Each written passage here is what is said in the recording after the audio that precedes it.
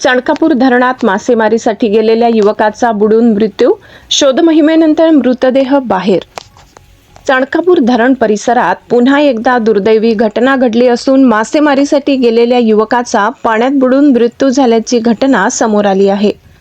या घटनेमुळे परिसरात हळहळ व्यक्त होत असून नागरिकांमध्ये भीतीचे वातावरण निर्माण झाले आहे.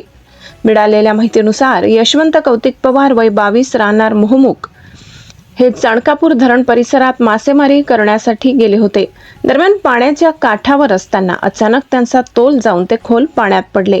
घटनेची माहिती मिळताच स्थानिक नागरिकांनी तात्काळ घटनास्थळी धाव घेत युवकाला वाचवण्याचा प्रयत्न केला.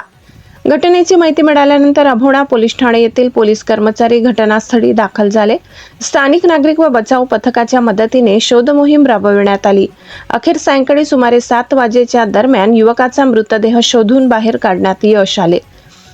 पाटबंधारे विभाग यांनी धरण परिसरात नागरिकांनी काळजी घेण्याचे आवाहन केले, तर पाण्याजवळ जाताना सतर्क राहण्याचा इशारा दिलाय.